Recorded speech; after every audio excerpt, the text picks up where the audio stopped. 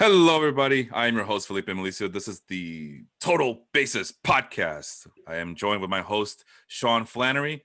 And as always, before I get to you, Sean, we have another guest. It's been Guestomania. It's every week we've had a guest, it seems like. But this week, it is once again Mario Mergola. Mario, how you doing? I'm doing good, man. Thank you for having me back so soon. It's been like only 2 weeks, which is pretty nice. Oh, yeah, that's right. I feel like you were here last week. Sorry about that. No, you're right. It's been 2 weeks. All the dates Even are that, mixed though, up it's together. usually like once every 6 months. So thank you. No, well, hey, it's the annual draft recap with Mario Mergola on the Total Basis Podcast, as we do have the Baseball Life Fantasy Baseball League to kind of keep track of at the moment, as it's still going on. We're only in round 23. We're almost at the finish line, though, but we figure we might as well get it out of the way and just talk about at least the important players on this list, right? So without further ado, we do have a lot to cover today. I did tag everybody in the league so they can see us trash their squads, as we are prone to do with them. But, I will say this, Felipe, sir, that you said that we're just going to talk about the important picks, but I've always held the belief that drafts are won and lost after pick 250. Okay, where are we now? I don't know. I think we just passed. Like, my last pick was 256. So all right, everyone has 5 picks remaining. Well, if you pick players here that are still in your team by the end of the year, you probably did a really good thing. Most of these guys are people that you end up cutting and replacing via the waiver wire. But if you somehow nail 2 or 3 of these picks, you're a whole lot better off than everybody else. No, that's for sure. If you guys can see my screen, it's very colorful. No, this isn't one of my spreadsheets, Sean. This is actually Fantrax. So I kind of feel vindicated that Fantrax uses all of these colors to kind of differentiate between the players and the positions that they've been picked at. So let's get started. In the first round, so it's going to go Matthew Wheeling is with the number 1 pick. Matthew Wheeling, formerly of the Food Life podcast over there. And then going from left to right in the first round. I'll start with you, Mario. Did anything kind of stand out for you in that first round? We talked right off the air after I was last on, like I said, 2 weeks ago. Yeah. And I had the feeling that we were going to, like, if you didn't keep a pitcher, you were going to be in trouble. And I debated if I was going to keep, right. Like, I was talking to you about it and saying, like, if you don't keep a pitcher, you might be kind of scrambling. And then the draft board opened and every single pitcher imaginable is available. Yeah. And I kind of thought to myself, I probably should have kept 3 hitters because I could take anybody. So yep. The initial reaction was exactly that. Like, unless you had 2 pitchers, you could just start building your staff again, and you would be really no worse off than you would have been if you kept anyone else. So my first reaction was immediately that, like, wow, there are infinite pitcher options available. Yeah, that's what I noticed too. And it still wasn't good enough for me to pick any pitchers in the first 2 rounds, as I went with Rafael Devers. I was hoping to get Luis Robert back. I don't know why. I just was hoping, but I had a feeling that Sean was keeping an eye on him. And that's what exactly didn't want him. This is I drafted the best player available, especially for a keeper or, somewhat mini dynasty format. Like, I don't really like Luis Robert. I think he's uber talented, but he's one of those guys who I think has a legit 50 grade hit tool. But if you actually factor in plate discipline, it's more like a 30. And I'm just not sure if he ever makes enough contact. But if he does by any chance, I got to take it, I guess. Mario, your thoughts on drafting players you don't like, but drafting them anyway? I mean, you need the whole podcast. My feeling, like, give me the synopsis of it. It kills me. I do understand taking Luis Robert. And actually, I said to Sean right before we went on the air, last year in a different league, I took Robert because he was there. And I was like, he could be good. He could be better than where I'm drafting. And the entire season, I really didn't like it. And he was really good in the beginning. So even I couldn't go through with my own, mantra. But I couldn't do it. If I have my ability to stop myself, I'm not going to take a guy I don't like if I can help it. And again, I say, number one thing, just to have fun. So I really didn't have fun having Robert on my team last year, even though he was really good for a stretch of time, because I was like, I didn't need him. So I'm sorry, Sean. It's the right pick in terms of math, but in the process of building a team, I want to have fun. I want to like the players I pick. I want to get somebody. Here's the other thing too. There's probably you picked like 1, 2, 3. I think you picked 7 picks later, so you probably didn't lose anyone that you would have picked there. But take a look. Now that hindsight is 2020, did you miss somebody that you should have taken instead? I didn't think Woodruff would fall to me, and it was down to Woodruff or Robert because out of our first 7 picks in the draft, 5 of them were pitchers. Bueller, Flaherty, Nola, Kershaw, Glasnow all went in the first 7 picks after everyone kept 3 keepers. So at that point, it was clear that Brandon Woodruff was like the last number one starter. I mean, you could make an argument for Lance Leonard, Maeda, but. So why didn't you take Woodruff there? Like that, to me, that's my argument always. If that's your mindset, and forget what happens later in the draft because you don't know that outfielders are going to become so like oversupplied. But in that moment, if you know Woodruff's not making it back to you, why not take him there? What was like what forced your hand to not take the guy that you think is the best pitcher available, and you needed a pitcher? The 30-30 or even like in a crazy world 40-40 upside of Luis Robert. The fact he's so young, the fact he's great defensively, he's going to play every day. And we keep these lineups for another 2 years. So this is kind of like, I don't want to say like buying in. It's definitely paying a premium, which I don't like usually doing. But the upside of Robert seems much greater than the upside of Woodruff. I get Woodruff, but he's not as sexy. So you do like him. You really like him. A little bit. Okay. A little bit. It's not like you're oh my God, I ended up with him on my team. I mean, he is on the block if anybody wants to shoot me an offer. You have not a for that path to him premium. being a really good pick. Well, then it gets to me, and I wanted Robert. Obviously, I knew there was a chance I wasn't going to get him. I really wanted Manny Machado, but that wasn't going to happen. So I went with the next best third baseman, which is Rafael Devers. And the more I read up on him, the more I visualized the draft before the night of the first day of the draft, because this is a slow draft, by the way, and it's a keeper league. That's why you guys are not seeing all the other big names here.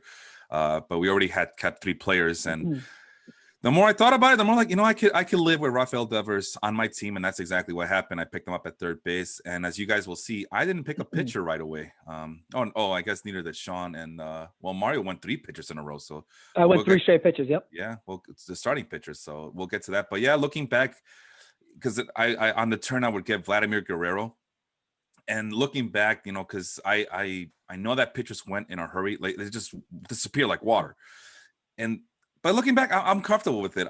The only guy I really would have considered was maybe Blake Snell at this spot, and maybe Brandon Woodruff. I didn't expect Woodruff to go this early, but Aaron, I guess, had his eye on him. I know that she wanted Clayton Kershaw, as we saw from her pieces of napkin paper that she was using for this draft. But I'm content. If my name's in front of hers, she's never getting Kershaw. That's unfortunately the way it goes. Yeah, I take Kershaw every draft, every year. Yeah, I remember that, and you already have Mike Trout, so it's like you're just getting everybody's the best players of all time at this point. Right. I'm looking for Hall of Famers. I don't even care if they're good anymore. I just want to build this. I want them to wear my team's hat. Jose Canseco, get your uniform on, damn it! You could probably still play. I just want my hat. Is he still on their sculpture? Yeah, the Mario Mergola double hat. M&M. That's it. So yeah, I am content. I once again I'm bragging that I have one of the younger squads on the team, but then Sean pointed it out that you don't win any awards for having a youth on your team, and then I remember that you know what. I think I said the same thing last year, but I feel really good about it this year, you guys. I feel it really do feel. But so I got Guerrero. Obviously, Aaron, the champion from last year, the last 2 years actually. She wrote down Kenta Maeda at the top of her napkin, and that's exactly what happened. Ian Anderson went right after. And then after that, Sean got his guy Corey Seager. There's Blake Snell with. And I didn't even need Corey Seager. I already had a shortstop. I had Trevor Story. Corey. God, I'm dying over here. So Corey Seager just occupied my middle infield slot with my second pick in the draft. And I'm like, oh, well, I guess I'm not getting anybody else I like in the middle infield. But I love Corey Seager. Contract year. Can't go wrong here. And then more pitchers were selected. Anything stand out for the rest of that second round, you guys? Let's start with Mario here. just more starting pitching. Yeah. We said 7 or 5 picks in the first 7, and you go 6, 7, 8, 9, 10, 11, 12, 13, 14 pitchers went, 15 in the first 2 rounds. Like that was the play.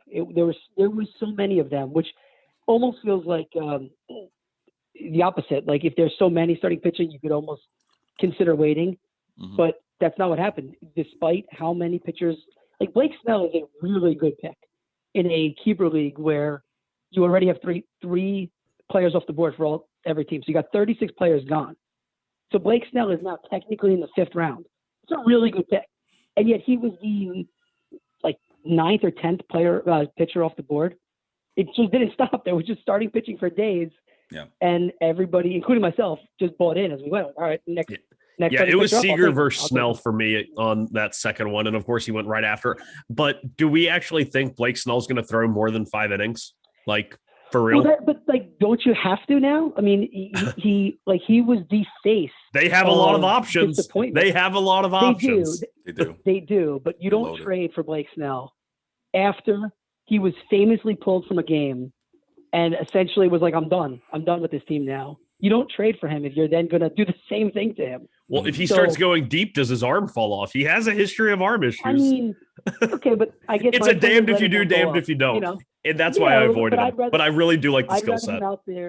I'd rather him out there trying to give me 180 innings and let his arm fall off, as opposed to, listen, you're only getting 140 no matter what. Like, if his arm survives, he throws 200 innings. And then sounds like Wally Backman, the Mets' former AAA manager. God.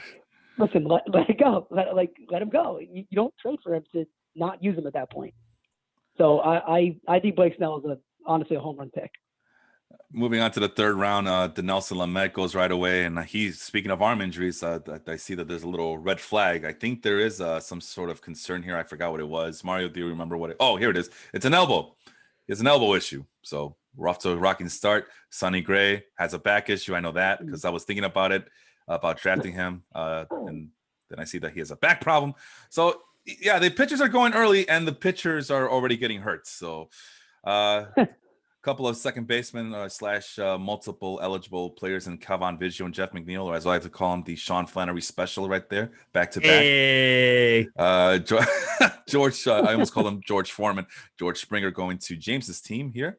Let's see. Mario going to Zach Greinke. So yeah, I got 2 future Hall of Famers perhaps right here. So let me jump in with Zach Greinke. Yeah. I don't remember if I said this on the air last time I was on, if I said it afterwards. I think Zach Greinke is probably one of the most important people in everyone's draft. If no pitcher gives you 200 innings, he's probably going to be one of the few that gets you close. And it's just so hard to look at. I mean, we just said Blake Snell. Like, his arm might fall off. He might be one-armed by the end of the season. Yeah. Zach Greinke will throw until his arm actually falls off. Worked for Paul Abbott. Jim Abbott? You talking about the guy who threw the no-hitter, right? Yeah, with the one-handed no-hitter. Wow. Yeah. Paul Abbott. So anyway, I think Zach Greinke is like I almost took him in the 2nd round, and I really held my breath saying I can't afford to miss him, but I also just love Jose Barrios too much, so I had to say Greinke. Greinke is, if you're still drafting ahead, try to pencil him higher on your list because he's one of the few who can give you more innings than almost anyone else.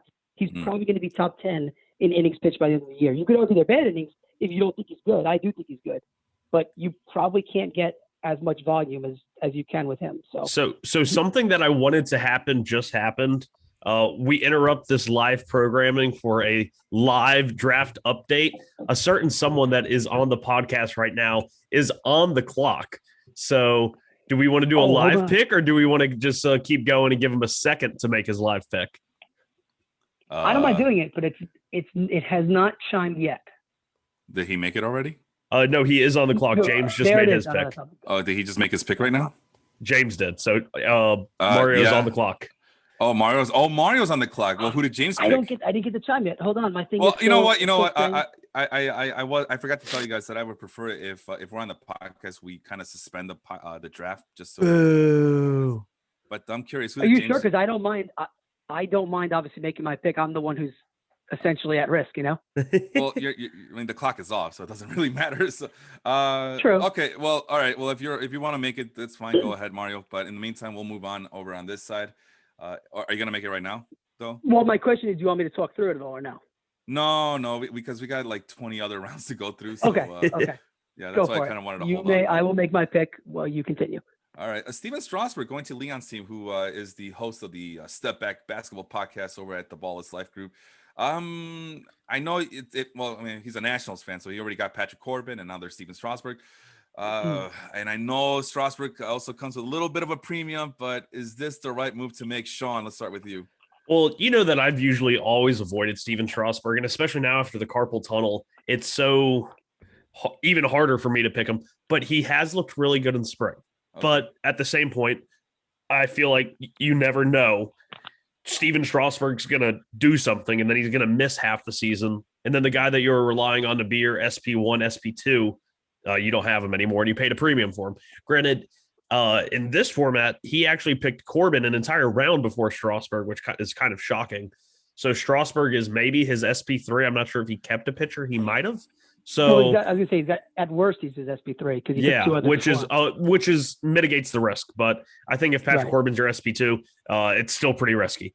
But I like Strasburg there. I think that's okay because, like Mario said, this is like 3 rounds have already happened. So Strasburg somewhere between round 6 and 8 makes sense. So Leon is stacked at starting pitching, which makes me wonder how his hitting is, but we'll deal with that another day. But here's his starting pitching so far: Shane Bieber, Tyler Glasnow, Max Scherzer, Oh God. and then Patrick Corbin, Steven Strasburg. So that's outstanding. That's yeah. ridiculous. So yeah, he's okay. Take it back everything I've said about him having risky pitching. yeah.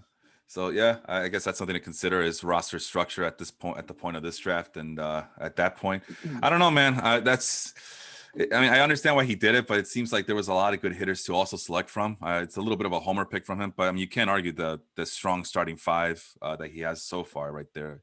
Just makes me wonder how the hitting would look at the end of it when it's all said and done.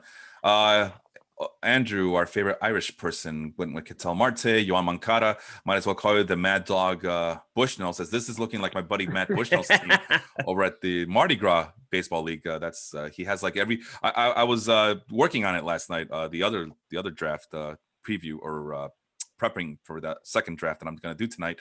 And I look at Matt Bushnell's team over at the Football Life podcast, the Audible. And yeah, it's all White Sox players, and you're looking just like it, Sean. I mean, I was cracking myself up when I was picking these guys. I was like, oh my God, because I was going to pick Ketel Marte over Moncada and then try and get Moncada on that return where I ended up getting Eloy Jimenez. That didn't work out, so I just went ahead and got Moncada, got my guy. And then Will Smith. I like it. I support it. Will Smith was going to be the guy I got on the comeback. I was going to get him early, get him off the board, secure him. But Jet had to go and ruin my plans. Thanks a lot, Jet. You're the best. Yeah, I was kind of shocked at the Will Smith pick, but I mean, like I said, well, like we've been saying this whole time, if you believe in him that much, you got to go for it. So I went with Anthony Rizzo. I know I went back to back first baseman, but I was trying to kind of go outside my box. Plus, it's been a while since I drafted Anthony Rizzo, and that was a total homer pick. I'll admit it. I do like the guy a lot, and I feel like this is a bounce back year for him, and might be the last one with the Cubs uniform. I don't know. What I'll never understand with Rizzo is he's getting picked outside the top 100 again by average ADP, but he's still projected to be a top 30, top 40 hitter. Like, right. He's the most boring pick and nobody ever picks him. I picked him. He's the highest floor guy in the league, honestly. He's never going to kill your team. Plus, he's as stable as I love the guy. We switched to walks and strikeouts this year as opposed to walk and strikeout ratio. So now walks and strikeouts are now individual scoring categories. And I felt like Rizzo was perfect for this league at least to get me those 2 categories. So I was excited. I don't normally pick first baseman this early with Vladimir Guerrero and Anthony Rizzo, but I felt like I had to, and just like Sean had to pick Corey Seager to fill out his middle infield spot. I did the same with my corner infield spot. And that means that a lot of good third basemen and other middle of the pack first baseman are not going to be picked by me. At least that shouldn't be the case, but we'll see. It's still an early draft here. Devin Williams finishes out the 3rd round. That's another good pick by Aaron, I think. So she also went pitching heavy early in this draft before she settled on the turn with Brandon Lau, that's the way I got to say it now because I get confused with the Lowe brothers, unless Sean's telling me that I'm mispronouncing his No, name again. that Brandon is Lau. Yeah. No, it's a mnemonic device, right? Brandon Yes. Lau. That's how I remember. Matt Chapman going to Jets team. That's a solid pick. And I like that pick. I really do. I'm curious here because I know there's a lot of good pitchers that went, and I feel like Sean had something to say about the Kevin Gossman pick, but my reasoning is I was not a fan of picking. I've been saying it this whole offseason with you guys and Henry the other week before that I am not a fan of any like pitchers this year, as I can't trust them. I think I've been making comments about how anybody in the top 12, top 15 and starting pitching rankings, it might as well be a crapshoot. I do have Lucas Giolito, as he was the one I could trust coming into this year.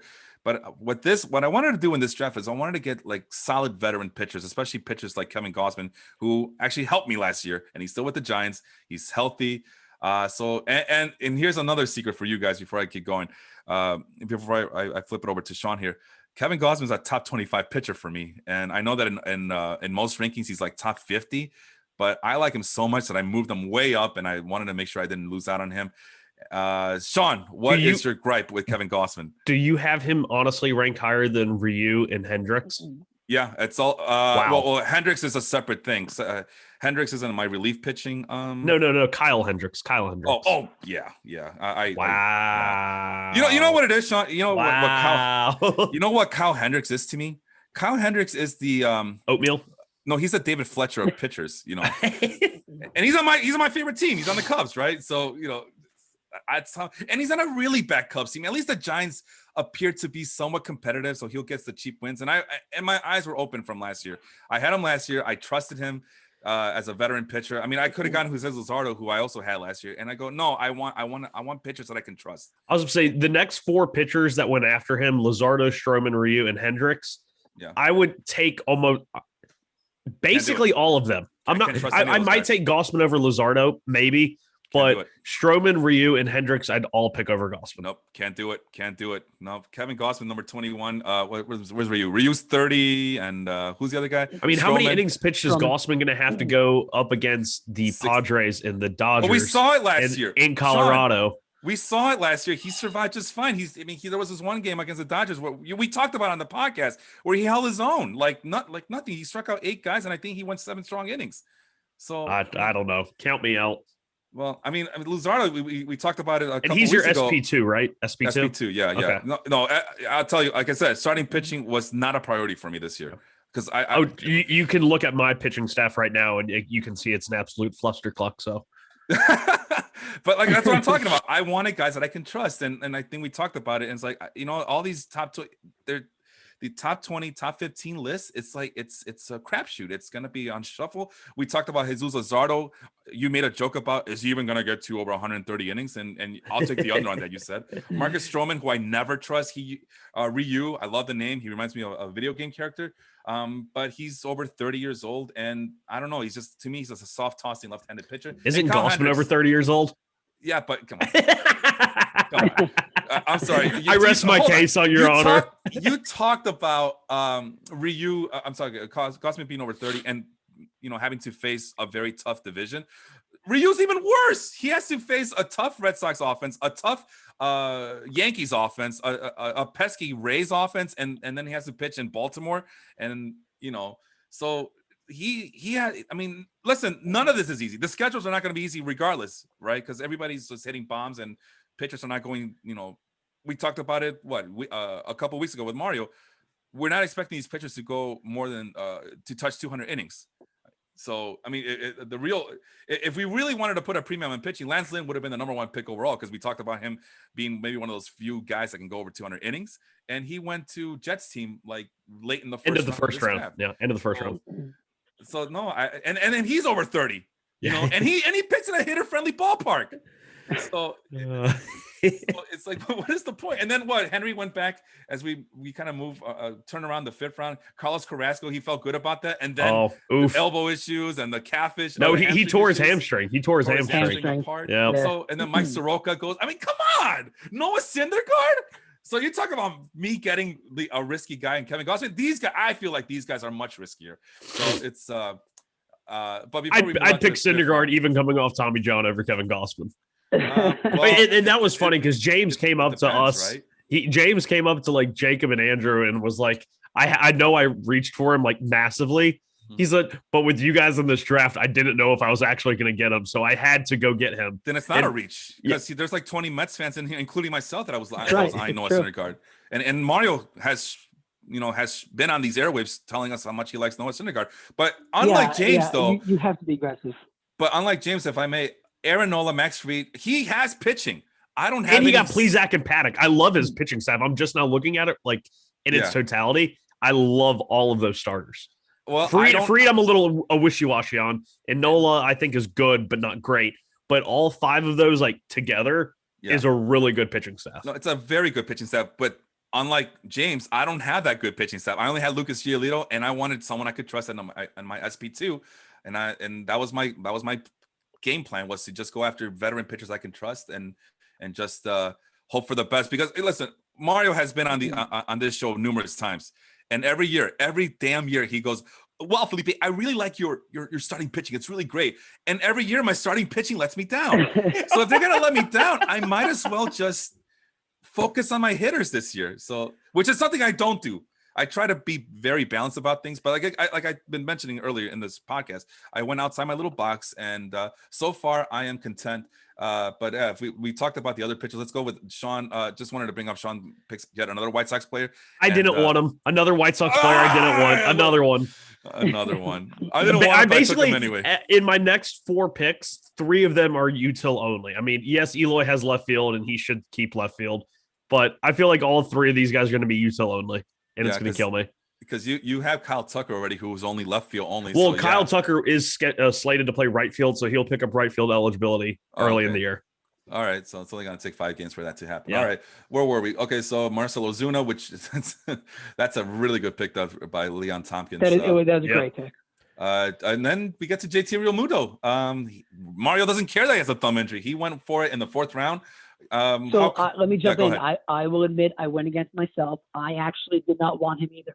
But when I saw Will Smith go in the 3rd round, I basically said to myself, I don't like Salvador Perez this year. I don't like truth to power. So like Gary Sanchez is obviously the one that we've talked about would be a nice upside guy, but Realmuto was there, and I felt like, okay, I obviously have to get a hitter after taking 3 straight pitchers. Right. It was a best available position of need. If this were a 1-catcher league, I probably don't even look at him. But because it is a 2-catcher league, my thought is, all right, the same thing like I did a couple of years ago that failed miserably. Get someone who's not going to hurt my team in that spot. And with a 2-catcher, the way I'm playing it this year is if Realmuto, let's say, washes out every single person's catcher 1, then my second catcher is going to be the same as if it's just a normal 1-catcher league. So that was my thinking, was at least clear out anyone who could do better by grabbing Realmuto, and then I'll play it how everyone else plays it. By that point, 12 to 18 catchers will be off the board, and I'll grab the next one. So I still don't have a second catcher to this day, which is, looking back, I'm happy I took Realmuto when I did, because it now has allowed me to not even look catcher for the last, whatever it is, 15, 20 rounds. Yeah, so basically while I didn't want him, while I didn't want him, he fit exactly what I would want to do, which is lock down something I don't have to think about, and it's not going to hurt me elsewhere. I'm looking at the next 10 picks. There's not anyone I would have taken instead of Realmuto now that I see how it played out. So I would admit if I regret it, because I miss picks all the time. I don't end up regretting it because of what happened. It was kind of a calculated gamble, but it's not my style. So there you go. I did kind of step away from my thing. Oh, okay. So a couple of guys going outside their box. Interesting. Paul Goldschmidt's, that's a solid but unspectacular pick in my book, but it's a really good pick by James. It is a good pick. It is. Yeah. We know what to expect at this point. Michael Brantley, that's another one. That's a safe pick for Henry. David Fletcher, that's a homer pick. And then we obviously talk about all those other pitchers. Kyle Hendricks goes in the turn in the 5th round. Luke Voigt, who Henry last week was on the show talking very gallantly about him, goes to Mike Harvey out in the West Coast, Eastern Washington. We talked about these other 2 pitchers here, Soroka, Syndergaard. We get to Judge, back to Mario. That's a really good pick in the 5th round. Okay, so that string of 3 picks right there was fantastic. Yeah. So I think, and I wanted to bring this up, and Sean, you asked me before the draft, like before we got on the air, something about this draft, and I said, hold on, I have a point I want to make, and this is it. Somebody said right around this time something about the Fantrax rankings being like wild, and I realized I had it, and I know everyone else did, had it sorted by score, like projected score, and that's why so many pitchers were so highly, highly shown on Fantrax. So when you're looking through it, like everybody does this, despite if you have your own rankings, you want to see what do you think someone else is going to do. You said that somebody was afraid they weren't going to get Syndergaard because it's Mets fans. Well, it's the same thing here, right? Like if I wanted to take Real Muto, who was I going to lose in order to get Real Muto? Is it a normal thing you'd ask yourself? And somebody said it right around that pick. I was very lucky that I didn't pick yet. Something like, wow, these rankings are really wild. And I realized, like a buffoon, I hadn't even checked if I sorted it by ADP. I kept the entire draft. I had it sorted by ADP. Yeah, same. From the beginning? Yeah. Okay, so I didn't realize this for about 4 rounds. And when I clicked it, I looked at the talent available. I was like, this is a mistake. This is why everybody's picking pitchers. Yeah. It basically answered every question for me. And then I said, okay. So now I'm looking, and the people who are available in the 5th round, which is really the 8th round with 3 keeper rounds, is Aaron Judge, Charlie Blackmon, Trent Grisham. Mm-hmm. And I'm like, I got to pick one of these guys. These are way undervalued. And I think they were undervalued largely because even if you saw it, Sean, and let's say 4 other people saw it, at least half the league, including myself, was drafting off of essentially the wrong rankings. Shame on us for not like clicking through it. I'm not complaining. I'm saying that it actually then gave me an edge when somebody said, I was like, oh, this is a wonderful discovery. And the next, I don't have to skip ahead, but my next 3 picks were essentially highest available ADP because now I know they're 4 rounds later than they should be. And I just couldn't pass up. So Aaron Judge, it was just, that's the easiest thing I've ever made. I'm looking at him in the 8th round essentially. And okay, he's my pick. So I had to bring that up because that was a wacky moment in the draft where thank God somebody said it in the chat that kind of flipped exactly how I was looking at everything. I would have missed them otherwise. You mentioned Charlie Blackmon, Trent Grisham, and that's exactly what happened. Although for poor Andrew, I think Grisham got hurt recently. Oh, did he? What? Yeah, hamstring. He got yeah. Sixto Sanchez, which I was hoping I can get him back on the turnaround. That's not what happened. SP1 Sixto Sanchez. God, my team is screwed. No. He's my SP1. Well, last year you were screwed too. Awesome, but that's no, I mean listen, Sean was screwed last year too. He also did not put a premium on pitching last year, and he turned out okay. So I got to be honest, Sean. Now seeing that, how did you not take Brandon Woodruff in the 1st round? Seeing that Sixto Sanchez, or at least like make an effort in the 2nd round. Because in that 2nd round, the guys like Barrios, Corbin, Fried, I do like Marquez. I don't like Marquez that early, but sure. I'm not as high on those guys. Lamet, I have issues with. Gray, I think, is currently injured, and I would have picked Gray, but I get it. But man, every round, you went 4 rounds, like 4 rounds. After it was wild, but I feel like I'm not playing pitching for this year. Like I feel like I have a couple of guys and that I'll be able to stream the waiver wire pretty well. But like going into next year, hopefully the 2 starting pitchers I keep are Sixto and Ohtani, who ended up being a couple of picks later. But for this year, I picked up, and this is going to be later, but McCullers, Montas, and Tyler Mahle. I like all of those guys. And I think I picked a lot of like, instead of having a clear like SP1, SP2, I feel like I had like 4 SP3s that could be 2s. And just by pure volume, I'm hoping to keep it up. Yeah, I mean, your hitting is so good that you're basically saying, don't sink me with the pitching. Yeah. Like, let my pitching just stay afloat. But just looking at how it played out, I mean, you basically punted pitching. Yeah. And then said, I'll take it. You punted 2021 pitching. For 2022 pitching. Because I picked Ohtani exactly. knowing that he's probably, by the time he gets SP eligibility, because he's technically not going to have it, which is kind of messed up, but I won't say anything. Maybe I get like 5 starts from him this year, but then he's an automatic keeper. He's a guy who I almost kept over Tucker, so I knew I was going to reach to get him anyway. But if I get him next year and he's throwing 100 miles an hour with nasty splitters and sliders, then like he could be a legit SP1, SP2 if he starts just 25 games or 20 games. Like, so I'm okay with it, especially since I end up keeping Ohtani and Sanchez. That's I like that build. It's just that 6-0 being your SP1 is. It's brutal. It's absolutely brutal. It hurt my heart. Yeah. So he's now, awesome again, but looking at Sean's situation, I no longer feel as bad about my starting pitching rotation at this point. I'm here to make you feel better, Felipe. Yeah, well, I don't need you to make me feel better, but I'm noticing the comments about. Did people not know what happened last year with Kevin Gausman? What the fuck am I missing here? 11. Okay, so here I can't believe I'm doing this. Okay, last year Kevin Gausman, starting pitcher for your San Francisco Giants, big ballpark, tough division though, as we mentioned. Almost 12 strikeouts per 9, 2.41 walks per 9. What's the ERA of 3.62, FIP of 3.09, xFIP of 3.06. What? I mean, be honest. So I stayed quiet for most of it, Felipe. But the main question is, do you think he'll do it again? I mean, that's all it comes down to. I'm sorry. What was the question? Do you think he'll do it again? Yeah, I think so. Okay. I mean, that's same it. circumstances, You're same team, and everything. You're not like what's the word? Like your play of him isn't wrong.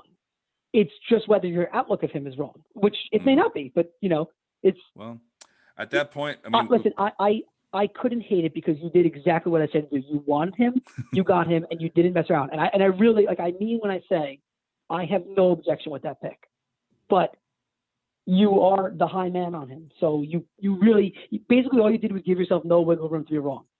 That's it. Yeah. He's got to be right. If he's wrong, you're really, really behind the 8 ball. But not really. I mean, not really, because like I said, starting pitching is such a crapshoot. Also, right? I'm sorry. Was that? Yeah, Giolito. Yeah. So there's a little bit of insurance it's there. Not the end of the world. Yeah, and that's the same This is the 2 same pitchers I had last year that kind of carried me to first place finish in the regular season. So, no, I feel. I mean, the way I see it, pitching so volatile, it's not really that big of a reach or of a risk for me. Because I mean, if you look at all the pitchers that are available, I mean, there's still plenty out there, and you might as well just play the hot hand on waiver wires anyway. So, even if Gausman falters and he's exposed for whatever. I'm okay with it because like I said, I had better pitching last year, and they all sucked last year. I think Giolito got to a very slow start last year before he got it together, but he was my only mainstay. So, moving on to Liam Hendricks. So that's something I talked about too on this podcast. I want to go aggressive after these closers, and it was between Chapman and Hendricks, and I went with Hendricks because he was a year younger and something that Mario kind of talked me out of it a couple of weeks ago. If he gets hit hard again. Will the Yankees give up on him because they have so much depth at bullpen? And you know what? That's a good point. But ultimately, it's which by the way, I doubt will happen. But it's just something you have to draft in the back of your mind. So I'm glad you thought about it. That's all I asked. Just think about that. Don't in my mind, I kept thinking so what happens if the Yankees decide to utilize him more? Not that that's going to happen. But what if, right? It's all about what ifs, right? And we've seen Chapman kind of falter in that late inning assassin role. He wants to pitch in the 9th, and that's it. If the White Sox do the same thing with Liam Hendricks, I know for sure that Hendricks will flourish in that role too. So that's other. True. That's a good point. That's a really good point. I have no problem with that pick. It makes all the sense in the world. Jet though went with Alex Colomé, which I'm sorry, that's a real Alex Colomé with Liam Hendricks on the board makes no sense. It's back to I put in the comment section. I got it first. It was right after. It was after Hendricks. Oh, okay. It was going the other way. But Chapman's available. Yeah, that's I don't get it. I don't like Alex Colomé. I like Raisel Iglesias, James Karinchak, and Ryan Presley went 4 rounds later, and I think all of those guys are infinitely better than Colomé. I'm not even sure if Colomé has the closer's job. Like, No, I think they're still competing with each other. it's going to be like a half and half with him and Taylor Rogers. Yeah, and again, it goes back to that's from March 4th. Never mind. Okay, so listen, Colomé, Rogers, and again, you got to think about who would flourish in a 7th, 8th inning role. The answer is Rogers. This is a holds league, and this is a rate stat league as well. So who would put the better rate stats? Taylor Rogers. Who ends up with Taylor Rogers? This guy right here. Because I do my homework. Okay, we'll pat you on the back, Felipe. We're patting you on the back. Goddamn right you will. And for the Kevin Gossman pick too. Salvador Perez, Aaron going aggressively. So she must be listening to this podcast. Okay. She's listening to my advice. She took 2 of your players and on back-to-back picks right there. Oh yeah. Well, not just. Well, I was okay losing Brian Hayes, but the next pick, like she got Wilson Contreras very early, and I go, I was chatting with her for whatever reason, and I go, you know what, Aaron, forget. I don't want to talk to you anymore. You got Wilson Contreras off of me. I had him queued up for that round, and she took him from me. So, but no, we'll go back to the 5th round. Salvador Perez, I'm sorry, to finish off the 5th round. Brian Hayes to start the 6th round. Eric Hosmer, Max Muncy, who I never draft Max Muncy, not even in my mock drafts. But when I saw that he was also, I remember that he was second base eligible, and I had to do it. There were so many position players on the board in this round that should not have been there. Muncy was 1, Alvarez was 2, Bryant and Suarez, and then Grandal and Marte at the end of the round. The fact that they were all there in what was technically round like 9 or 10 is insane. I don't even like Starling Marte. I would have picked Starling Marte if he came back around again. I'm sorry, Mario, this was the moment where everyone realized, basically, again, after my Aaron Judge pick, when I realized I need the next 3 picks are going to be the best hitters available. And if you didn't take Yordan Alvarez, I would have. Chris Bryant, I could not take him. It was, I still think he's got potential to be excellent. And even if he's not excellent anymore, I paid a 9th round for him. Like, that's okay. He's going to be better than the 9th. Whatever pick that is, 9 times 12, he'll be better than the 100-something player. That would be a mistake. So I took Chris Bryant just because best available hitter at that point. But Sam, like you said, Grandal afterwards, Starling Marte. These are hitters, partly because of the ADP thing, and partly because of so many pitchers who went early, just got pushed back to the point that now it was okay. We're just going to scoop them all up. When you took Alvarez, I would have. You did. So I don't know if you guys heard that, but the siren just went off. I didn't realize that my draft thing was on. So yes, I just picked Joe Adell. Okay, who did Mario pick? I had him in my queue from before my queue was wiped. Damn, but man, someone picked Leody Taveras. That's kind of disappointing. I wanted Leody. I hate. Oh my god, he's got so much. He's like so high up draft boards. I'm like, why? He's not even a good hitter. But this is the 20th round. This is past the 20th round at this point. It's like, true. It is the 23rd round. Yeah. So, well, I'm not drafting because I have a show to do. So, if hey, I have all day. The clock is off. The clock is off. I'm sorry. The clock is off. I don't have to do it right now. So Max Muncy was my pick. Yordan Alvarez. I was thinking about him, and I knew that Sean would get him, and that's exactly what happened. But I thought I had to get the second baseman right now because second base, we talked about it on this podcast. Second base it's just brutal this year. I absolutely hate the second baseman. But there's Marcus Semien, and I decided no, I'll let him go. I'd rather have Max Muncy in his power over. I agree. But that's a good. I would pick Muncy over Semien too. But it's still a good pick for Leon. I'm not gonna hate on it. There's Chris Bryant, Eugenio Suarez, Jorge. This one was very mysterious to me. And Jacob's joining us. Maybe he could explain on the chat why he went with Jorge Alfaro.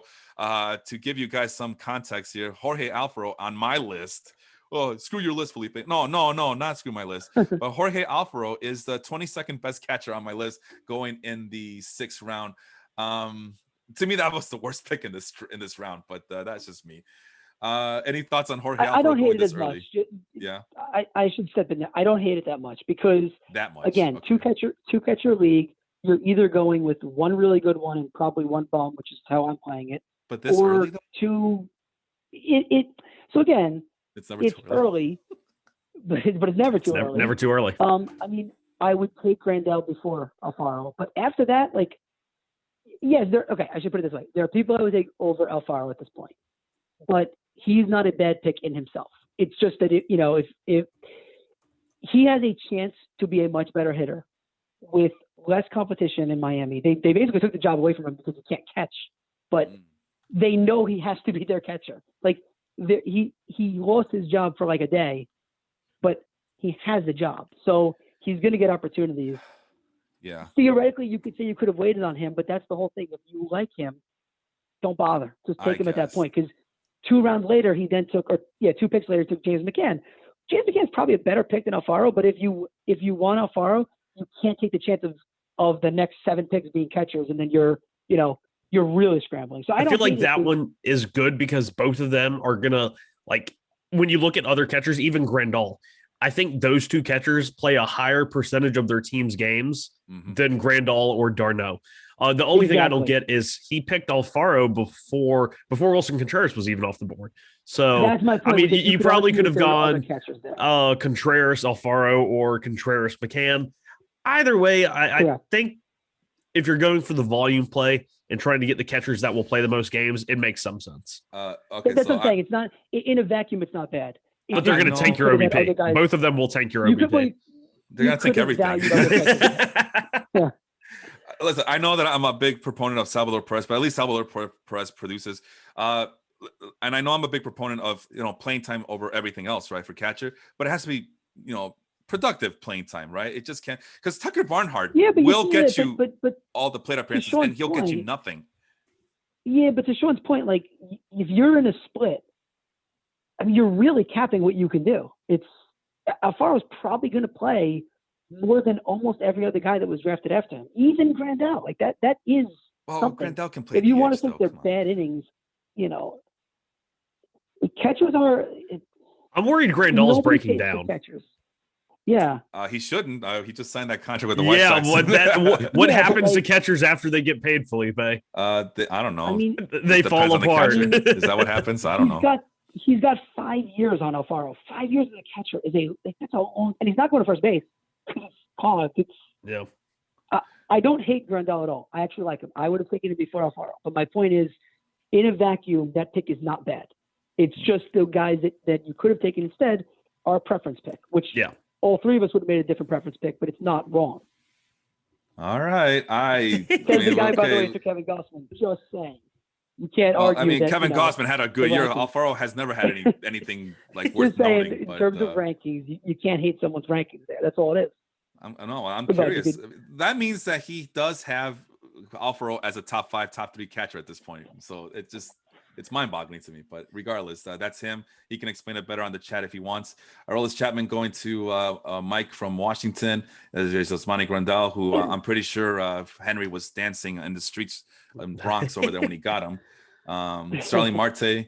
Alec Bohm. That's I like Alec Bohm. I love that pick. I was hoping he'd make it back.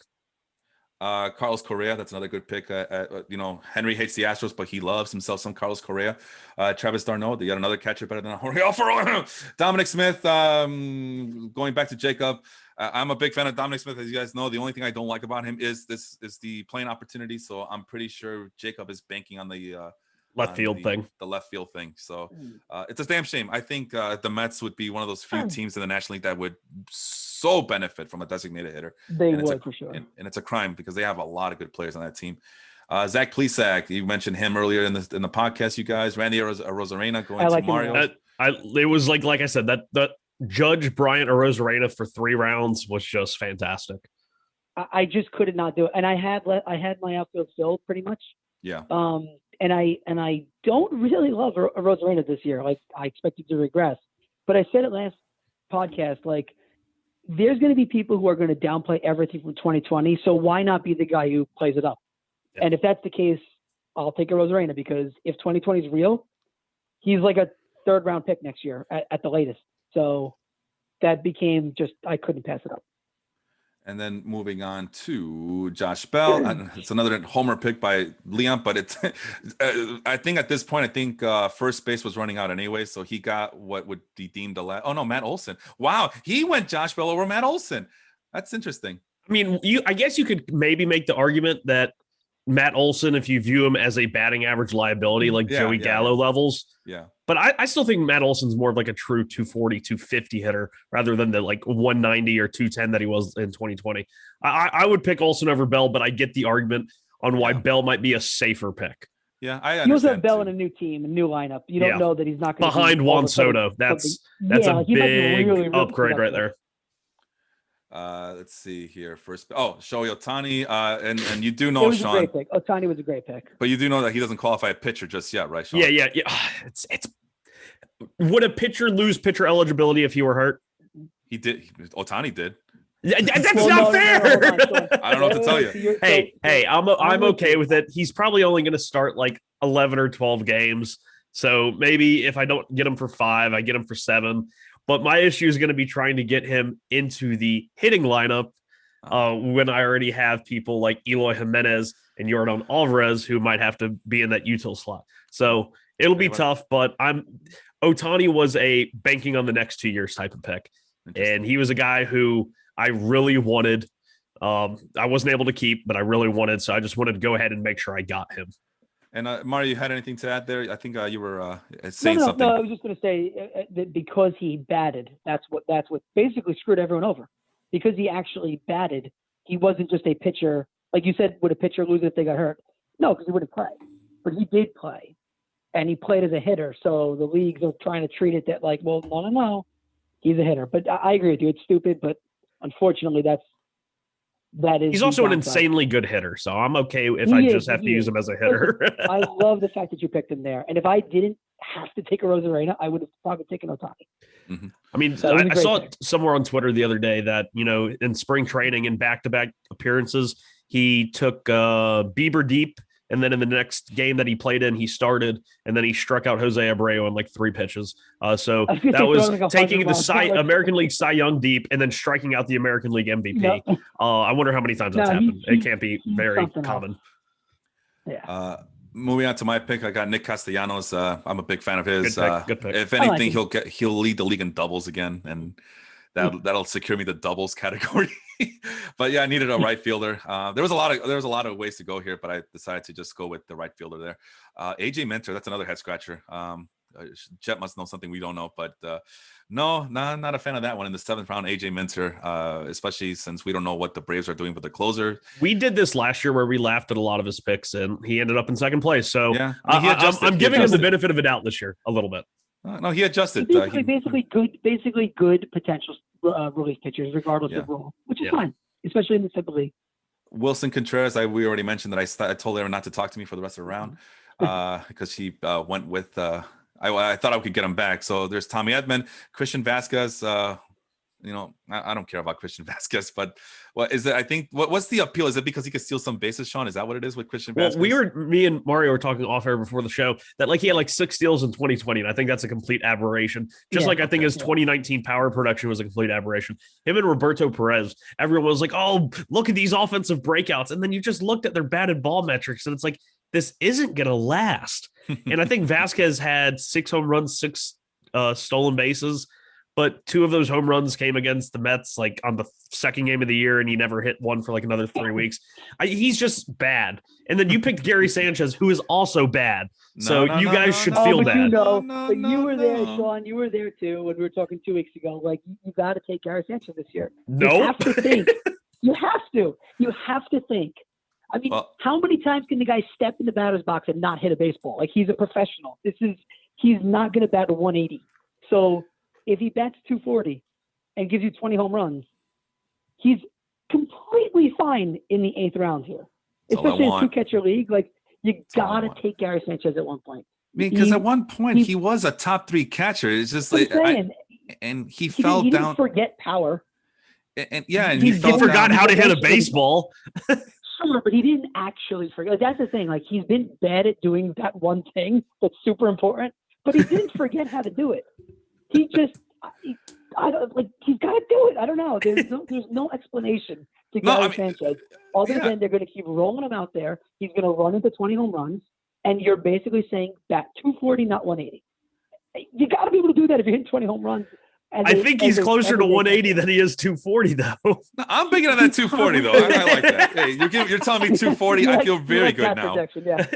I feel very good now. But listen, the former top pedigree prospect. I mean, like Mario says, he just didn't one day forget how to be a great baseball player at the catching position. Like I said, top 3 at one point. I think he's dropped in a lot of expert rankings to like number 12. He's still number 7 on mine, so he's right in the middle of the things, and middle of that catching position ranking. So I felt like I had to get him because at this point, as you guys saw the run on catchers, we're running out. So the way I see it, I mean, I didn't really reach for him. Like, let's see, hold on. 1, 2, 3, 4, 5, 6, 7, 8 catchers. 9. Gary Sanchez was the 10th catcher picked here, so I'm okay with that. I'm good. I feel really good. I would have taken him over every remaining catcher too. So I get it. 2 catcher league. He was higher ranked in my mind than everyone that went after him. Plus, I have a plan, guys, and you'll see in a little bit. Edwin Diaz. Love it. Hey, Sean. Oh, hi, baby. Yeah. Hey, I have a situation. Sean, can you take over for me, please? All good. Yeah, we'll take this over with Edwin Diaz. I can't give up on this guy. He was great in 2020. Of course, Mets fans are like, oh, he blew 2 saves, and like 2 of the saves, like the runs weren't even his. I hate blown saves as a stat. In the same week too. Yeah. Like he basically had an unforgivably bad 10-day stretch that just sunk all his numbers. I mean, in fantasy baseball that hurts based on the format, but he's still the closer, and he still has the talent. Much like Gary Sanchez, he didn't forget how to pitch. No. He just gets tagged every once in a while, like every other closer. And then to round out the rest of round 8, Nate Pearson goes. So Henry officially loses both of his guys that he wanted to try and keep as minor league players, both Sixto and Nate Pearson. He loses both. Josh Donaldson, Keston Hiura, Chris Paddock, 2 picks that players I like, but I'm very worried about. You picked up Keston Hiura. Are you worried about his strikeouts? No. So one thing I found myself doing this year, I did a lot of prep last year before the season, and a lot of that prep then had to be redone because it got delayed. So basically between March and June, I was writing a lot of fantasy baseball content, and I realized that going into this year, almost everything I wrote last year still applies because we didn't see too much to make me hate players. And I was super high on Keston Hiura last year. Like, he was my, get him in the 4th or 5th round. I don't care. Pay up for him. And now, okay, I'm not that high on him. Like, I'm not 5th round high on him. But again, this is now the 11th round wheel, 8th round in this draft. How can I not like him? Second base is super, super light. He will be first base eligible and second base eligible. I don't care if he strikes out.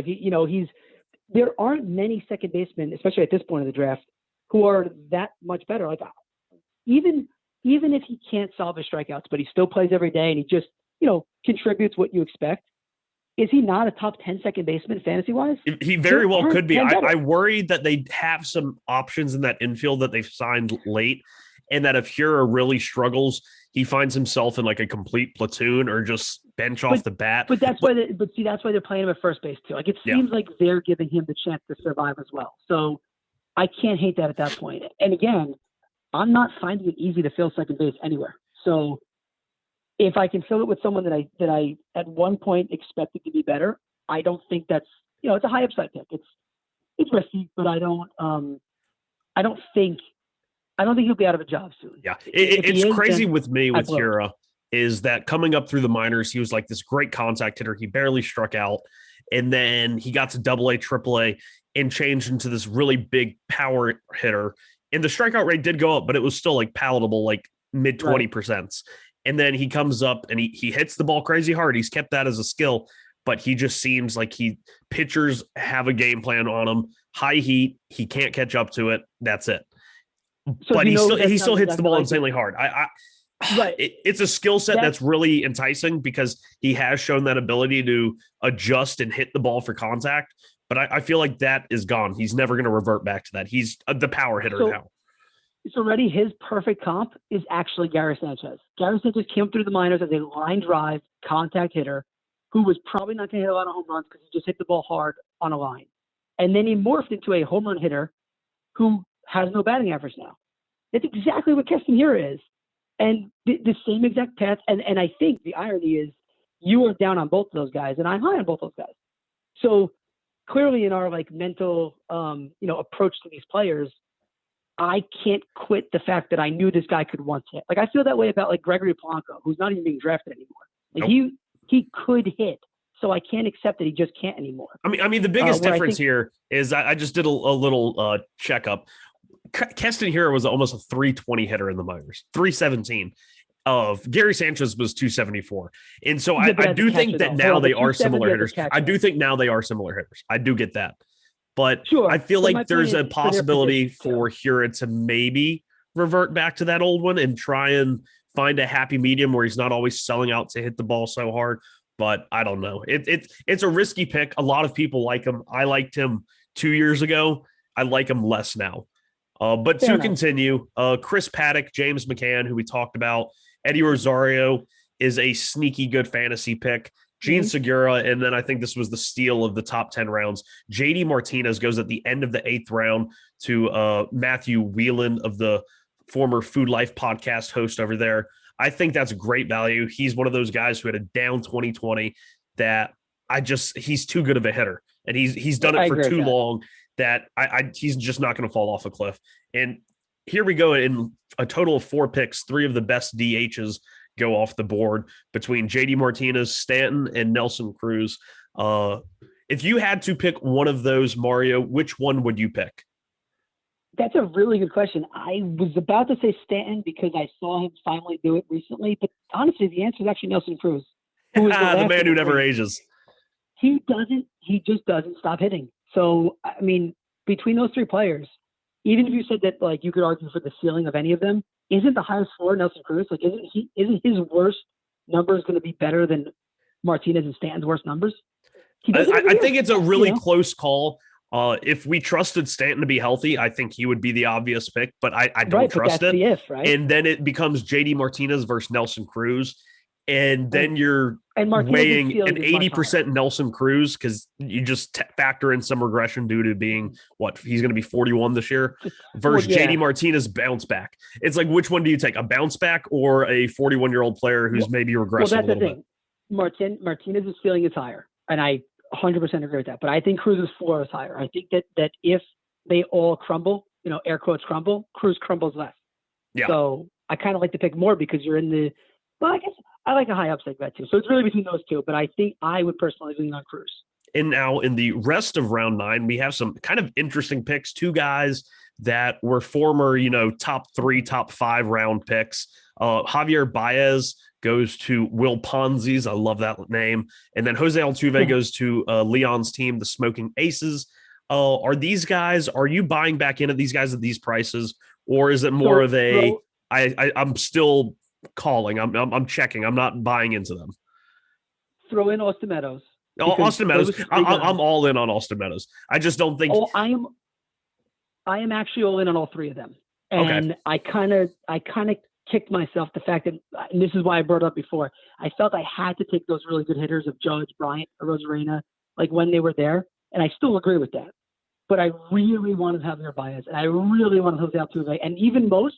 I really wanted Austin Meadows. I think he's the best of the 3 this year. I wanted those 3 guys, but roster construction I couldn't do it. So I am not only buying in on them at this point, but I would have taken all of them at least 2 rounds higher. I think Meadows is the one I want the most, but I could see Baez being the best. And I was never a Javier Baez guy. Yeah, Javier Baez in the first 3 or 4 rounds, no thank you. Javier Baez in what is essentially the 12th or 13th round, yes, please. Yes, please. Not even close. And then we also had 203. Yeah. We also had 3 really good relief pitchers come off the board here. All 3 are guys I would have picked over AJ Minter and Alex Colomé. Sorry, Jet. But Rafael Iglesias, James Karinchak, and Ryan Presley all go within 5 picks of each other. You can't go wrong with any of those. I really wanted James Karinchak. He would have been the pick if he came back to make. Yeah, it's okay. I needed a starting pitcher anyway. I ended up getting Lance McCullers Jr. He's added a slider. I still think the stuff is there. He's coming off Tommy John. He got most of that out of the way. Right here, let me bring Felipe back in here. He is our lovely leader is back. There he is. Hey, we tried to hold on as best we could. We are We on basically my said pick so. of Lance McCullers Jr. as my SP2, and it doesn't make me feel much better, but hey, he's a starting pitcher I like. Sixto Sanchez is a starting pitcher I like. So I can rationalize it more to myself that I like them, even if they're not filling the role that I need them to fill. Oh, just like Kevin Gossman's a pitcher that I like. Okay. It's okay when He's you not guys wrong. do it. It's okay when You're you not guys do wrong. it. You're not wrong. Yeah, sorry, I had a little emergency to deal with, so hopefully it doesn't go much further than that. So, I didn't see the cat being here. Oh well, he's gonna have to be here for a while.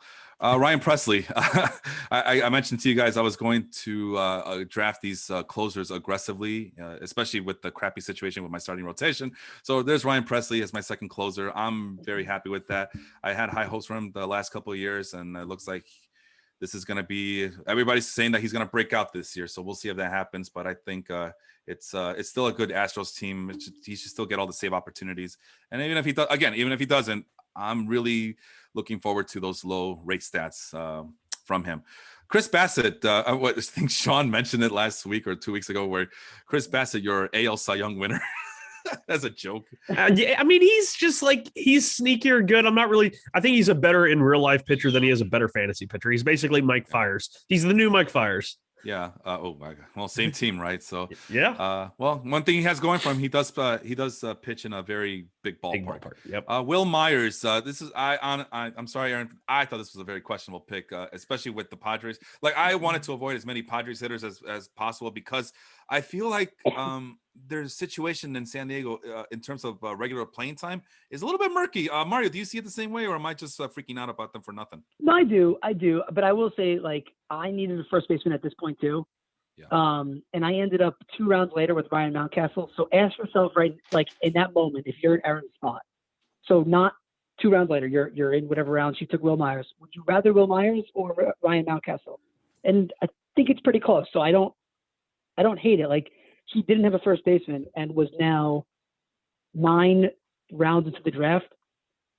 It's more of a need pick than anything else. I think if I try to get into Aaron's head here, she picks both Edman and Myers, both guys with multi-positional eligibility, and both can steal bases. Something that I can't remember who her 3 keepers were, but so far in this draft, she hasn't really drafted any stolen bases. Lau might give you 5.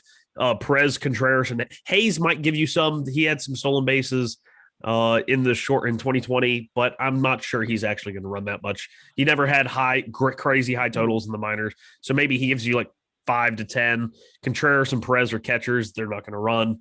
I think Edman and Myers give her some stolen bases, and I love the Edman pick, but Myers, for the same reason Felipe said, playing time concerns in San Diego really worry me. It's just a matter of if she was drafting for position need. If she was drafting for position need, it makes sense. If not, then you're right. You could have gone elsewhere. But yeah. No, it's partially just a need. It was partially for Myers or Edman?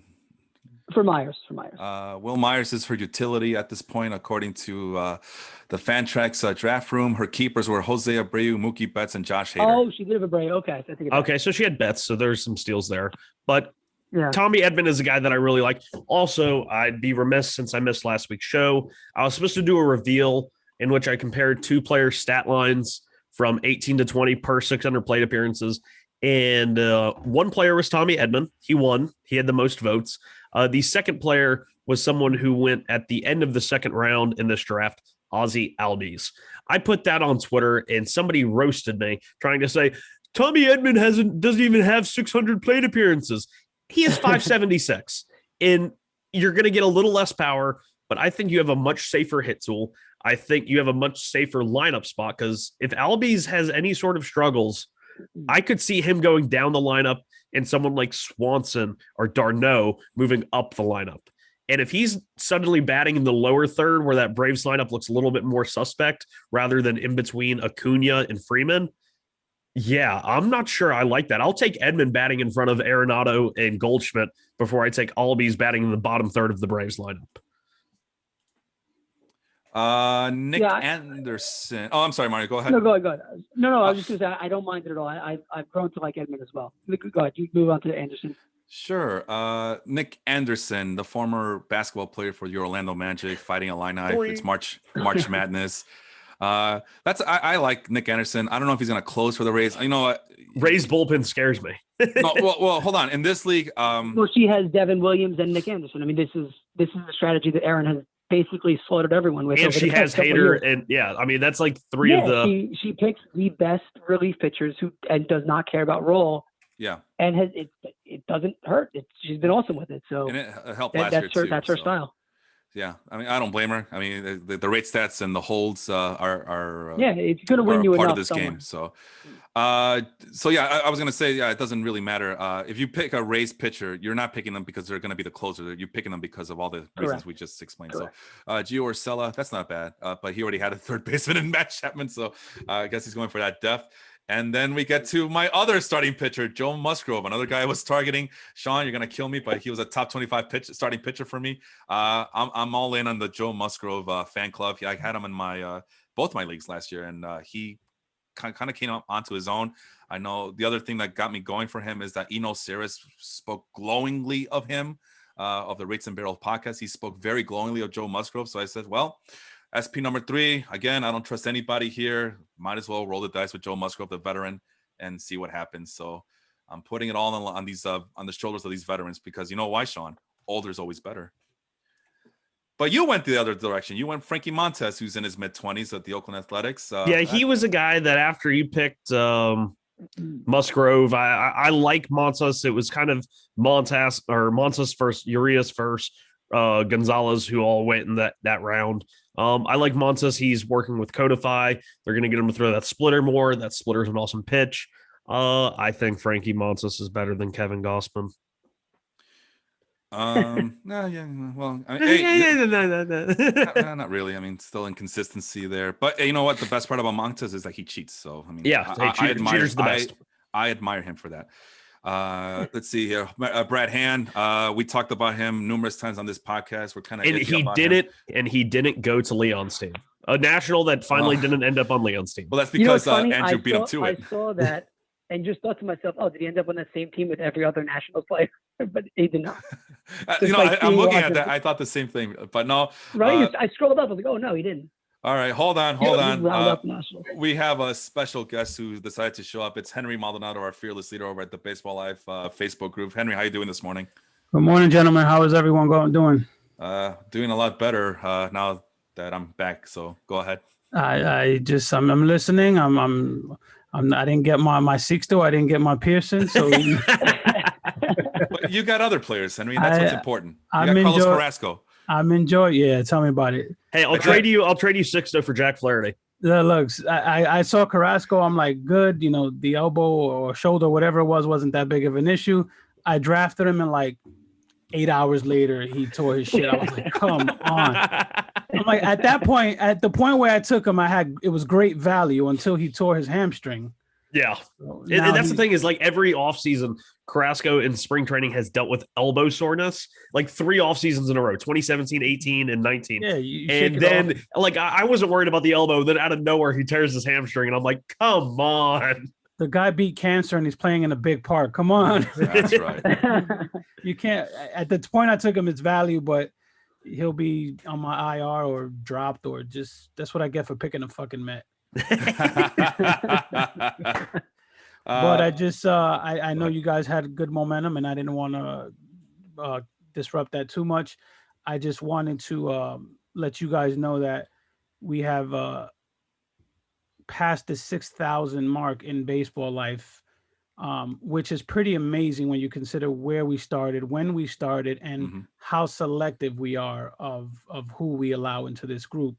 You guys know we have our name, virtually trademarked. We have our logo, our banners, and everything. With that said, there is a little weightlifting that needs to be done, and we need more help. So with that, Sean, welcome to the admin team. Hey, wow. Wait, nice. Do you accept, though? I mean, we don't want to impose. Oh, do you have a rose to hand me? Can we turn this into? I'm about as black as The Bachelor, and you know how that's going. But, thank you guys so much. This is going to be awesome. So did we just hit 6,000? We went a little over 6,000. We were actually going to announce it last week, but you chickened out on us. Oops. Oops. There is one condition though. Uh-oh. You gotta grow the beard, man. Oh, I gotta grow the beard. Can I just keep the goatee? Can I just keep the goatee? No, man, goatee is like, come on, you gotta. It looks too scruffy over here. Full beard is good on you, man. Full beard looks good on you, brother. But I will let you guys get back to roasting Everybody's Leon's picks. team and We like Leon's team. and Jets team. Jets bad picks. And it's funny because we did this last year with Jets team, and he still ended up in second place. I don't know how he does Listen, it. guys, Yeah, it's but an annual. He's it's had an- some brutal picks, like you said. When I got Grandal, while I got him, I was like, I wasn't gonna go catcher because at that point I was like, there's not a lot of catchers on the board. And then I see Grandal, and I was like, he doesn't play much, but when he does, he's on. So I mean, there you got to take him. Mhm. So, The top 3 catcher right there for me this year. you So got to take him. And Felipe took Gary Sanchez, which I was targeting. I got a There little you go. greedy and thought, I could wait. see, Sean, Yankee premium, man, it's a real thing. Yankee premium is a real thing. You got to account for that. That's why I had to move up to number 7. It gets frustrating. You have guys in your queue just being sniped away. So, but guys, thank you very much, and keep doing a good show. Sean, congrats. Welcome to the team. Thanks, brother. I'll set up a new admin chat and add everyone, and you'll see all the fun we have behind the scenes. Oh God, That's Yeah. a weird word for fun. Fun. Yeah, fun. All right, guys, have a good one. You Thanks too, a lot, brother. Henry, man. Easy, Greatly brother. appreciate it. Later, man. You got it. All right. And Sean, just a quick note. I am being told to wrap things up. So let's go one more round. One more for round, then I got to get going. Knock out all the final 10 rounds or 11 or 12. Yeah, we're in the We're in 10, halfway through 10, something like that. halfway through 10 with Dansby Swanson's and Julio Rios going back to Mario's team. It's a nice pick. Only concern is the playing. Will he be going back and forth between starting pitching and bullpen? So that's always a concern for me with Julio Rios. But Mario has enough safety net to. I think Pick a guy Julio like- Urias why. ends up throwing more innings than Walker Buehler. Oh Ooh, Jesus! that'd be amazing. I would think be- that Please make that happens. happen. Wow. I think that happens. Can you make that honestly. happen? I would love that. Can you make? Let me call up Dave Roberts. I know a guy. Yeah, please. 10 rounds later, I'd love it. Slappy Squirrel, Nick Madrigal going to James's team. Gonna have to change my team name. Well, you didn't have him last year either, did you? No, I had him. Oh, you did. Okay. Yep. Brendan Nemo going to Jacob. Two of my guys go back to back. That kind of hurt. So they've been listening to the podcast. No. Yes, they. Well, I mean, Nemo's a Mets player. Jacob's a Mets fan. So Marco Gonzalez going to Washington, a little bit of a Mariners bias, although, Mike is a Cardinals fan, but he does live in Washington. So, but Marco Gonzalez, I think we talked about on this podcast, he will eat you innings. Gavin Lux, Henry, talking about him. He just left. Great pick. He Yeah, could I be a love it. guy that with increased keepers, because we'll have 6 this year. Yeah, 369. That's the way it goes. Gavin Lux could be a legitimate keeper for him next year. If And- he plays how we think he can play, he's a keeper, and he just got him this late. Like, that's awesome. And the best part is that he paired him up with a veteran like Gene Segura, something the White Sox should have done with Nick Madrigal, but that's just me talking. Kevin Pillar and Kevin Pillar. Why? I don't get it. But I don't. I mean, if you think Dominic Smith only gets 350 plate appearances rather than 450 or 500, all of the bats and plate appearances that Dominic Smith doesn't get, Kevin Pillar will. And Kevin Pillar just had his best offensive year. It was the shortened 2020 season. Some of it was in Colorado, but I don't know. That could be he's a better, I think, fantasy player than real life player, especially now that his defense is kind of just average to below average. So Jet has something to tell us about his draft selection. He wants to say that it's magic, bitch. So that's he's going on magic and fairy dust this year, like last year. Jake Diekman, that's a solid relief pitcher, though. I like that one. Clint Frazier, there was talk in the admin chat, the regular admin chat, not the baseball admin chat, but the regular admin chat about Clint Frazier. If he could just get the playing time, which it looks like he will, he would be a stud. Mario, you have anything to say about your Yankee brethren there? No, I think that's fair. I think he's proven he can hit. That's all you need is time. But it is a little odd that they won't give it to him. I mean, they gave Aaron Hicks basically 50 years to prove that he can hit. So it's a little weird that Clint Frazier isn't getting that. So other than the fact that they haven't devoted to him, I'm totally fine with it. And then after that, the next few guys that go, Rosenthal, I think Diekman over Rosenthal is interesting. I think Rosenthal is the one who was brought in to actually close their. Yeah, I actually like Diekman better though. I Really? actually think he might be. Yeah, I just like at the end of the year, if you took out saves and everything, it just said who's gonna have the better ratio stats, I think it might be Diekman, actually. I don't know what to get from Rosenthal. Yeah, it's Rosenthal's definitely a toss-up. I'm not as high on him as most others are. Didi Gregorius, Mancini, and Mountcastle. I love that Mountcastle pick. Anytime you can get a hitter that's going to get 500, 300 plate appearances in Baltimore like easily like that, I love Baltimore hitters. And Right. Felipe is highlighting Dylan Bundy here. Had a I'm little trying to keep track with you guys. yeah, had a little breakout with Los Angeles, started pitching I backwards a love him lot. last year. Love him.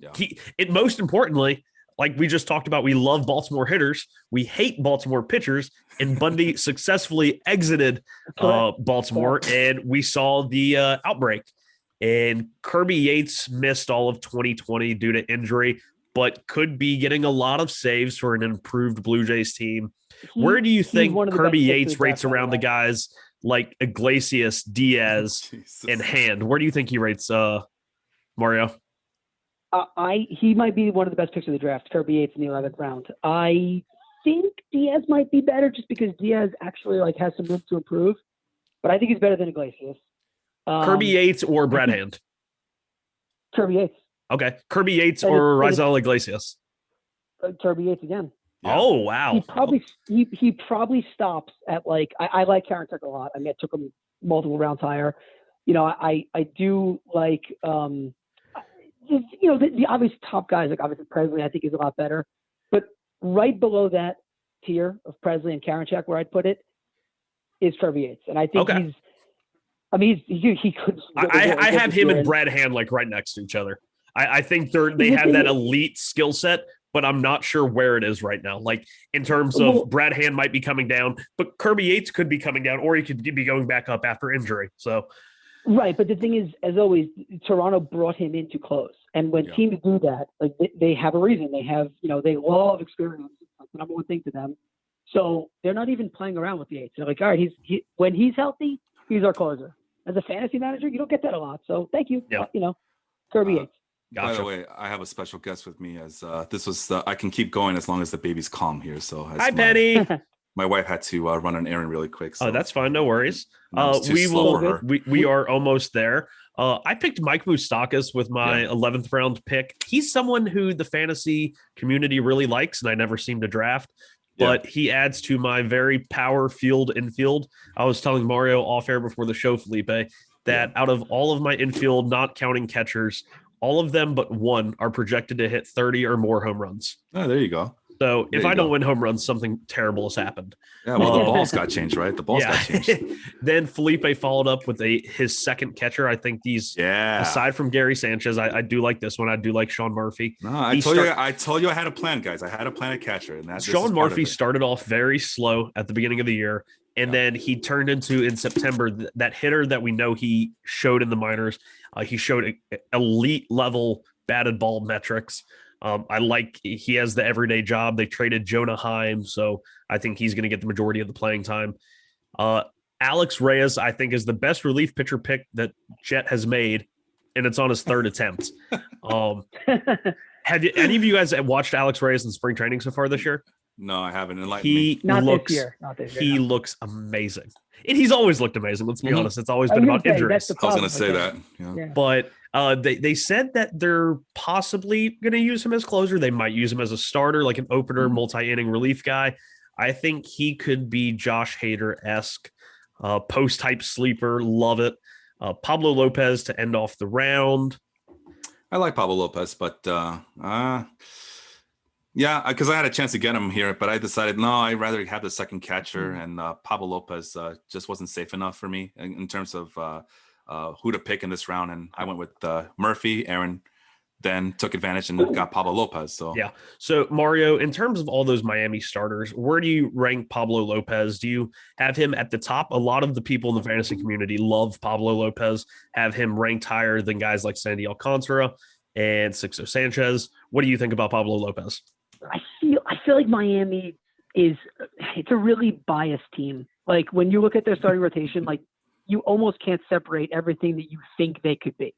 Because don't you have to think Sixto Sanchez could be the best? And because you know that, like you want to put him higher. And then you have Sandy Alcantara, who I actually think is should have been the best. You know, like if you look back a few years and say, what is the rotation going to look like? He's the guy. So I don't know, because I can't separate what Sixto could be and what I thought Alcantara could be. Like the real answer should be Alcantara should be the best. He's the guy who's been developed.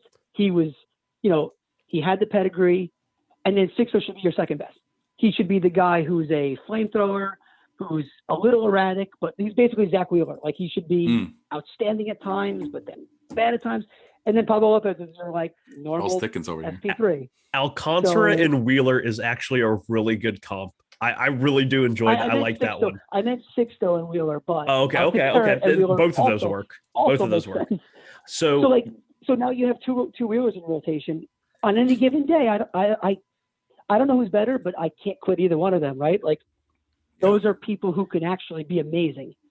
So long answer cut short is probably Alcantara to me, and I'm probably going to be wrong. That's really the answer. So round 12, the last one that we're going to cover today, gets started off with Ty France, who was one of those guys who just absolutely raked in AAA in 2019 for the San Diego Padres. He found himself traded to Seattle, where he's looking like he's going to possibly get a starting job, or at least somewhat like everyday at bats. So far, he's leading spring training in batting average. He's batting like 470. And it's like easy to write it off because it's spring training. It's only like 10 games. But this is a guy who I think when he won the batting title in AAA, batted like 370.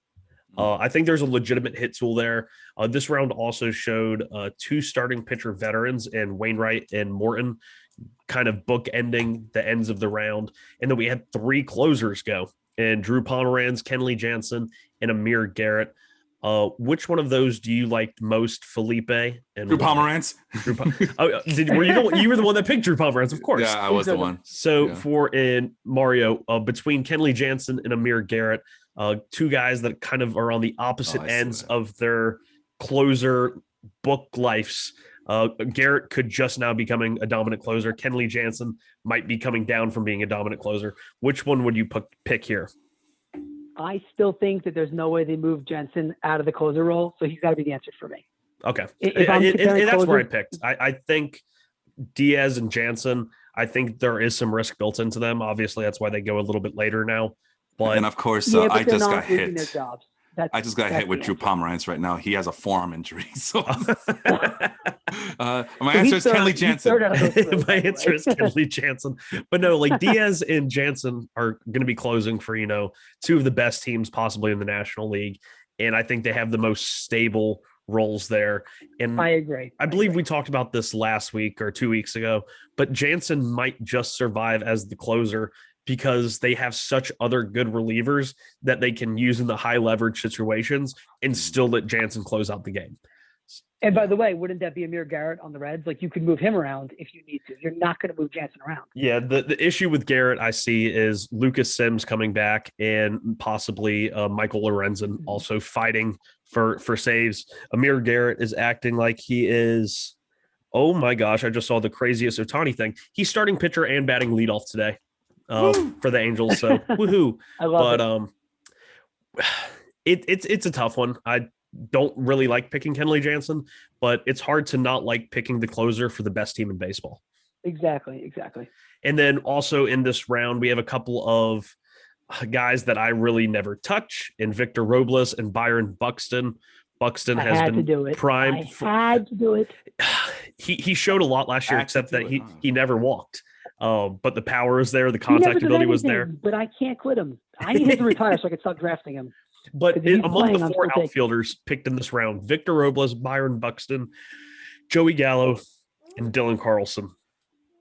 I don't know. I don't touch Victor Robles. Joey Gallo, you have to draft around which. Hey. When he picks Nick Madrigal, I always love the pairing of Madrigal and Gallo, or like David Fletcher and Gallo. But Dylan Carlson is a guy I really think that we could see break out this year. Kind of like in the Joe Adell mold, in that he didn't do great in the first cup of coffee and people are forgetting about him. But I think he's a much more polished hitter than even Joe Adell was when he debuted. Probably Seattle's got St. Louis has a bunch of they also have Tyler O'Neill. They have some Tyler young Neal's outfielders raking who- in spring training right now too. Yeah, who could just steal at bats. That is the fear.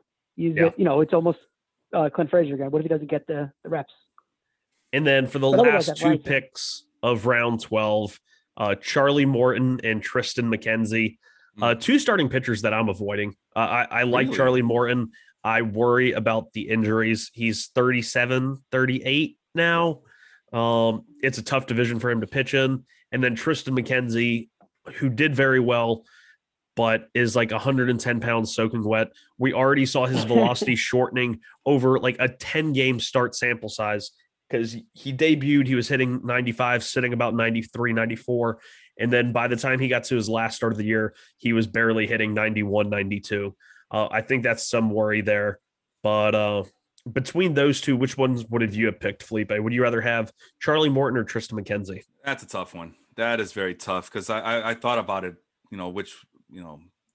which one do I would pick, but I guess at this point I would go with Charlie Morton just because he still is pretty good, even though he's up there in age. It seems like he's been getting better with age, but I feel like he's also been hurt a lot as well, but I still would trust him because I know what I'm getting out of him as opposed to Tristan McKenzie, who, for all the reasons you mentioned. So you put me on the Morton train on this pairing here. Okay, and for you, Mario, which one of those would you rather have, Morton or McKenzie? I'm McKenzie and okay, much higher. I think the one thing with Morton is he pitched for Houston, excellent team. He pitched for Tampa Bay. I mean, if you can't successfully pitch for Tampa Bay, there's something wrong with you because they get the best out of everybody. So you're going from a team that was able to extract the best out of a 37-year-old to Atlanta. Like, no offense to Atlanta, but they're not Tampa Bay in terms of, at least not anymore. No. Current pitching, get something out they're of not nothing. Cleveland either. Cleveland is notorious so- for getting the most out of their guys. So that's the thing. Like, McKenzie is essentially Amir Garrett from the other conversation we just had, and Morton is Cameron Johnson. This time, I'm actually buying McKenzie possibly on the rise because Morton doesn't have the same setup anymore. If he was in Tampa Bay, I'd say, okay, why not let it roll for another year? But you go from Tampa Bay to Atlanta, you lose a lot of what Tampa Bay brings to the table, despite if Atlanta is, they're a good team as well. But Tampa Bay really knows how to make pitchers, churn out wins. Yeah. So yeah, it's McKenzie for me, and I like McKenzie a lot more than Morton. I will hand this back to you, Felipe, to wrap us up. Yeah, and then as you guys can see, we still had 10 more rounds, but I think this is a good place to stop. We're already over the time limit. Thanks everybody for joining us. I see the chats been blowing up with super active today. Thank you guys so much for joining in. And I'm glad. I hope we did at least every one of your teams a little bit of justice. It's a lot to cover, man. It's we try to be as even keeled as possible, get everybody involved in terms of talking about their teams and their players. It's just with a 30-round draft and we're only at the 23rd round, it's just impossible to do. But hopefully we did a little service to everybody. And as much as we like to criticize and rail, we understand this is supposed to be fun, and I hope everybody's enjoying it. And it's not what do you call it? It's not like we're not bashing. Like, people get sensitive when we criticize, but it's our job, right, Sean? We have to do it. Yeah. Not if everything was good, then we wouldn't. Everybody would be winners. Everybody would get a ribbon at the end of the year. But that's what we're trying to figure out. Like, these are the best players of the bunch, but it's all relative. Who is the best of the best of the best? And that's all we're trying to figure out here. We'll love to keep going with you guys, but as you can see, I got my little rugrat just creating havoc already. So havoc on the bases. She's creating havoc on the bases. Yeah. She's a little speed demon with on all fours there. But like you said, we're already way over. So thank you guys, everybody, for joining us. Mario, can you please tell the people where they can see your work? Mainly on Twitter. It's always the easiest way to find me. Twitter at Mario Mergola, and then my stuff is at Fantasy Pros and Sportfolio. All right, and then I'm sorry, Sean, you gonna say something? Oh, I was just giving him a thumbs up. Oh, all right. Well, that's Sean over there. Mario's over there. I am Felipe. Be sure to check out our, for those who are not in the group, like Henry mentioned earlier, we are 6,000 strong over at the Baseball Life Facebook group. That's right. We started from nothing and now we're over 6,000. So thank you everybody for, spreading the word out and for joining us. I know baseball season is right around the corner. I think that has a lot to do with it, but I'm very grateful that we got to this number, and now we're working our way to 7,000. Sean's a new admin now because he's done listen, Sean, I wanted to, we were going to do this last week, and like I said, like Henry said, you chickened out. But no, in all seriousness, Sean, maybe a couple years ago, we did a podcast together, just because I was just looking to fill time or whatever, or I don't know what happened, but he showed up one time for a podcast. He messages me later afterwards and goes, "Hey Felipe, if you ever need someone to be a regular, I'm your guy. I love talking about this stuff." Okay, like, all right, and I kept it in mind, and that's how this podcast got formed. Just simply because people want to say, "Hey, how come I'm not an admin? Hey, how come I'm not a part of your podcast?" Or show some initiative. Sean showed initiative, and not just that, but Sean's been doing a pretty damn good job of setting our baseball group presence in on Twitter as well. So I am very thankful for that, because I don't have the patience for Twitter. I know, Mario, you're mostly on Twitter, but Sean has done it does require a lot of it. But you've done a fantastic job, and I think Henry and I talked about it, and that's when Henry decided, I think we got to get Sean as soon as we get to the 6,000 members. We got to get Sean involved on our team, because he does admin stuff without the title, so it's just official at this point. So Sean, thank you so much for joining, for doing a podcast with me, and for doing and putting in that work for the group as well. And we also got Leon as well, so who joined maybe a couple of weeks ago. So I think we are very strong at the admin position there. So with all that being said, be sure to check out all our other groups. We do have a basketball group. It is in the middle of March Madness. We do have a football group. We're in the middle of the free agency frenzy over at football life. And we have the other podcasts as well, with the wrestling and the wide world of sport. We have a ton of groups. I can't even memorize them all. And we also have a bunch of podcasts. Go check us out on our weekly time slot. So again, to wrap things up, Sean, Mario, thank you for joining us. I am Felipe, your host. We'll see you next weekend.